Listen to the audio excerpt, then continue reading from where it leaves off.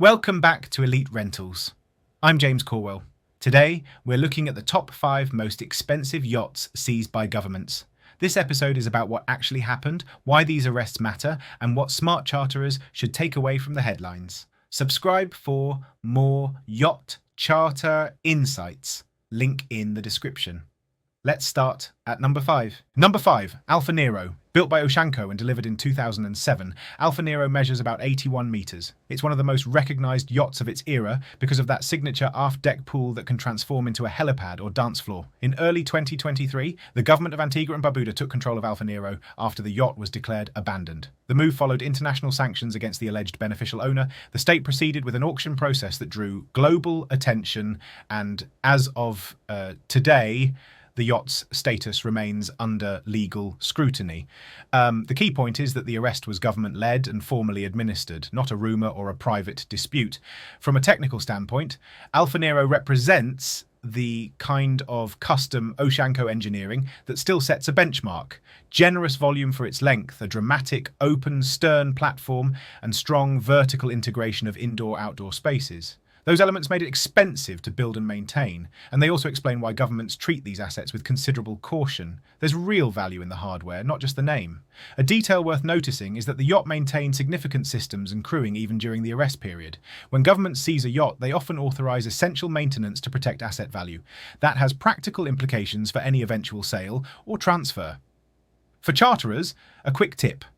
Alfa Nero was historically offered for charter before the sanctions and seizure, which is why you'll still see legacy media references to prior charter activity. Today, it is not chartering, and reputable brokers treat any arrest status vessel as off-limits. If you ever see an offer tied to a seized yacht, that's a red flag. Walk away and verify with a professional. Next on the list, number 4, Amadea. Built by Lursen and delivered in 2017, Amadea is approximately 106 metres. In 2022, after a high-profile court process in Fiji, the yacht was seized at the request of US authorities and then transferred to US custody, eventually arriving in San Diego.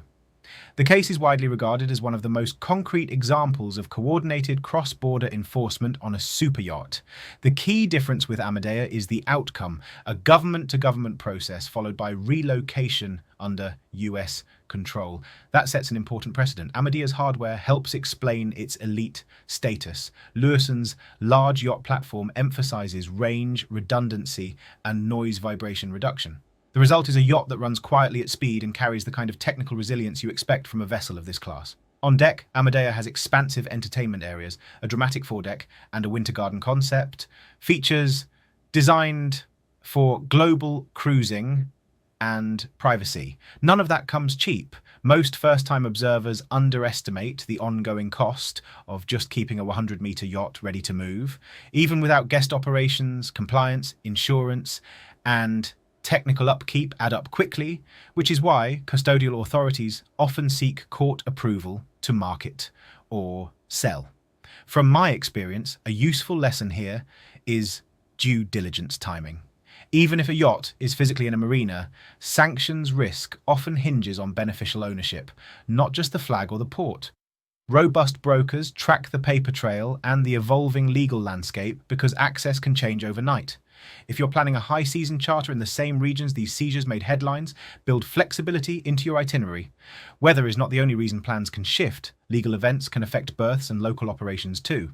Now moving to number 3, Crescent. This is a 135-metre feed ship delivered in 2018, one of the most striking Northern European builds of the last decade. In 2022, Spanish authorities in Tarragona detained Crescent as part of EU sanctions enforcement. The yacht has remained under government control since. Given the yacht's scale and complexity, the arrest underscored how serious European regulators are about tracing ownership and freezing assets.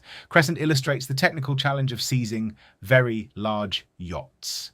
They are not just boats, they are floating infrastructure. Berth availability, power requirements, crew retention, and classification compliance all need to continue during an arrest or the asset deteriorates. Spain's maritime authorities and local port services had to coordinate closely to maintain the vessel's condition.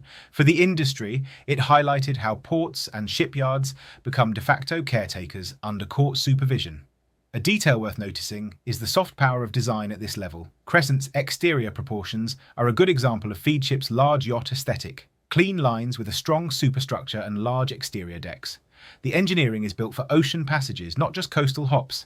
That makes it expensive to immobilise and even more expensive to move, which is one reason government processes proceed carefully. Mid-roll tip: if you're thinking about planning a charter in the Western Med, Elite Rentals can help you build a fully compliant itinerary, including secure berths and vetted operations. The link is in the description. At number 2, Scheherazade. Built by Lursen and delivered in 2020, Scheherazade is around 140 metres. In May 2022, Italian authorities placed the yacht under seizure in Marina di Carrara after investigations into beneficial ownership. The ship remained in Italy under government control. What makes Scheherazade notable is the combination of youth, delivered in 2020, and scale. Arresting one of the world's newest mega yachts demonstrated that enforcement would not spare recently delivered builds.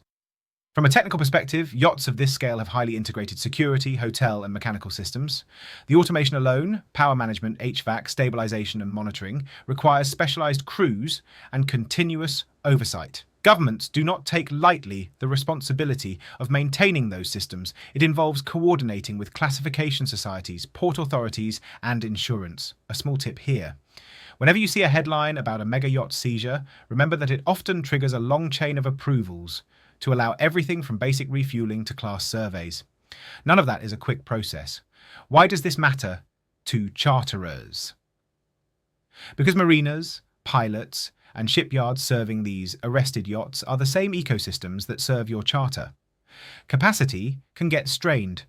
In peak months, a seized yacht occupying a large berth can change local availability and transit timing for everyone else.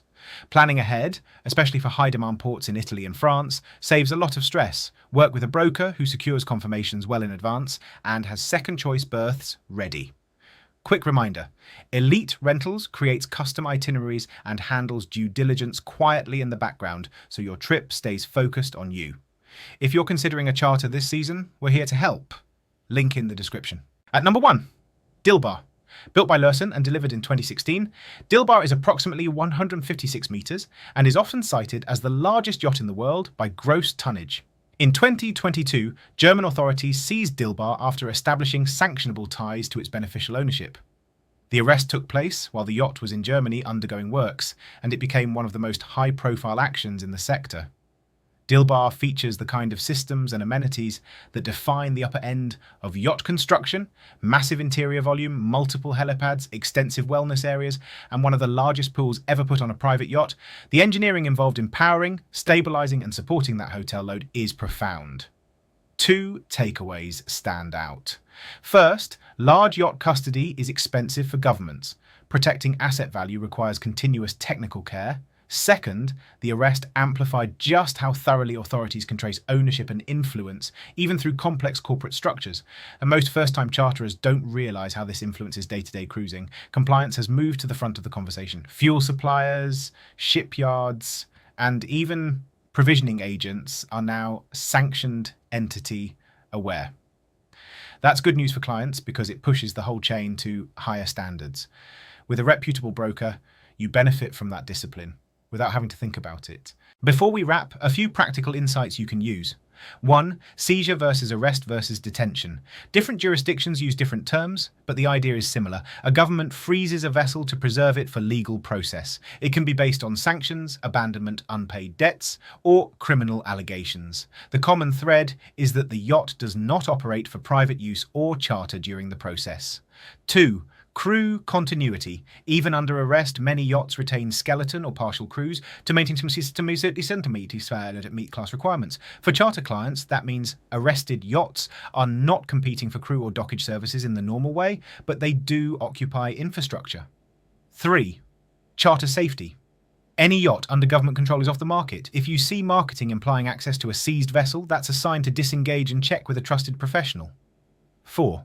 Alternatives exist. If you're drawn to the features of a seized flagship, like a beach club, pool, or heli-friendly deck, there are legal, fully available yachts with similar amenities at a range of sizes. A good broker will shortlist those for you and confirm availability with clean documentation. Thanks for watching. If you're ready to plan your charter, visit Elite Rentals using the link in the description. and don't forget to subscribe for more yacht insights.